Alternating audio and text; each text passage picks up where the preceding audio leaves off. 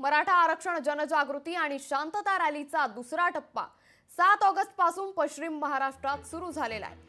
आज ते सांगली जिल्ह्यात येणार आहेत। जरांगे पाटील यांच्या उपस्थितीत मराठा आरक्षण जनजागृतीसाठी जाहीर सभा होणार आहे। विश्रामबाग ते राम मंदिर चौक अशी शांतता रॅली काढण्यात येईल।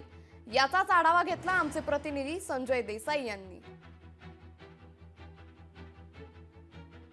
मनोज जरांगे पाटील आज सांगली जिल्ह्याच्या दौऱ्यावर येत आहेत। कालपासून त्यांनी सोलापूरपासून त्यांनी हा दौरा सुरू केलेला आहे। पश्चिम महाराष्ट्रातील हा त्यांचा मराठा आरक्षण आणि शांततासाठी हा रॅली ही काढण्यात आलेली आहे।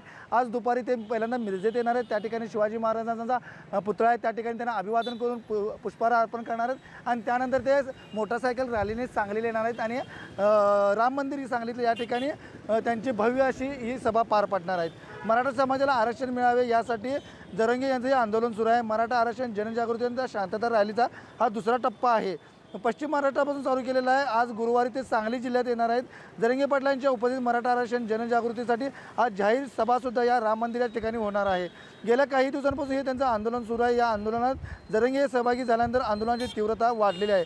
आगामी विधानसभा निवडणुकीत सर्व 288 जागावरील उमेदवार पाडा, सत्ताधारी व विरोधक या दोघांनाही धडा शिकवा असे आवाहन त्यांनी करत आहेत। त्यावेळी त्यांच्या पश्चिम महाराष्ट्रातील दौरा 7 ऑगस्टपासून सुरू झालेला। 7 ऑगस्टला सोलापूर, 8 ऑगस्टला सांगली जिल्ह्यात आज येणार आहेत। त्या पार्श्वभूमीवर जिल्हाभरात त्यांच्या दौऱ्याचे आयोजन करण्यात आलेले आहे। गुरुवारी आज दुपारी 1 वाजता ते मिरजेत येणार आहेत। मिरजेतल्या छत्रपती शिवाजी महाराजांच्या पुतळ्यापाशी ते पुष्पहार अर्पण करणार आहेत। त्यानंतर मोटरसायकल रॅलीने ते सांगलीकडे येणार आहेत आणि सांगलीच्या या राम मंदिर या ठिकाणी त्यांची भव्य दिव्य अशी मोठी सभा पार पडणार आहे। यासाठी मोठा बंदोबस्त सुद्धा तैनात करण्यात आलेला आहे। कॅमेरामॅन सुजितसह संजय देसाई, लोकशाही मराठी, सांगली।